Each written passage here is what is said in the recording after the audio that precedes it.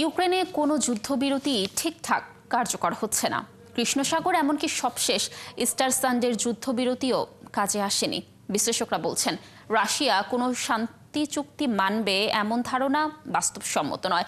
ফলে পুতিনের যুদ্ধবিরতি নাটকের ফলে ট্রাম্পের শান্তি চুক্তির ভবিষ্যৎও অনিশ্চিত হয়ে পড়েছে। আরও জানাচ্ছেন মাহফুজুর রহমান। একনল হ্যান্ড ওয়াশ 100% প্যারাবেন ফ্রি, তাই নিরাপদ হাতের জন্য আস্থা রাখুন একনলে। ইউক্রেনে স্টার উপলক্ষে করা যুদ্ধবিরতি ভেঙে হামলা হয়েছে। স্টার যুদ্ধবিরতি যে কেবলই একটি প্রহসন তা আগে আঁচ করা গেছে, কারণ কৃষ্ণসাগর ঘিরে এর আগেও রাশিয়া যুদ্ধবিরতির নামে এমন গ্রেজন বা ধোঁয়াশাপূর্ণ কৌশল নিয়েছে। 25 মার্চ মার্কিন কর্মকর্তারা জানান রাশিয়া এবং ইউক্রেন দুপক্ষই নিরাপদ নৌ পরিবহন নিশ্চিতে রাজি হয়েছে। তবে এরপরই রাশিয়া জানিয়েছে নিষেধাজ্ঞা প্রত্যাহার না হলে তারা সমুদ্রপথে যুদ্ধবিরতি মানবে না।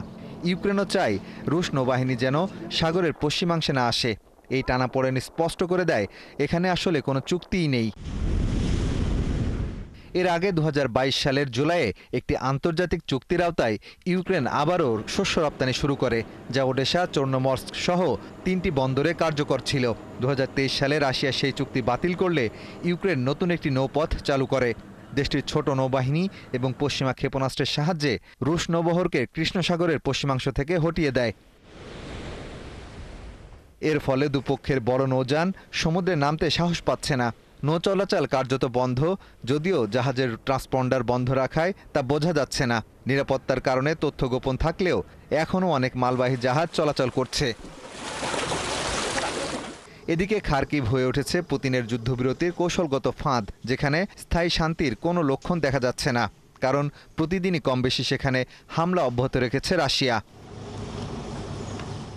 এই পরিস্থিতিতে ইউক্রেনের বিশ্লেষকরা বলছেন রাশিয়া কোনো শান্তি চুক্তি মানবে এমন ধারণা অবাস্তব। তারা অভিযোগ করে বলছেন পুতিন এমন একটি অনির্ধারিত ও বিপজ্জনক সংঘর্ষ চান যা কখনোই থামবে না। ফলে মার্কিন প্রেসিডেন্ট ডোনাল্ড ট্রাম্পের শান্তি চুক্তির ভবিষ্যৎ নিয়েও অনিশ্চয়তা দেখা দিয়েছে। মাহফুজুর রহমান, ৭১।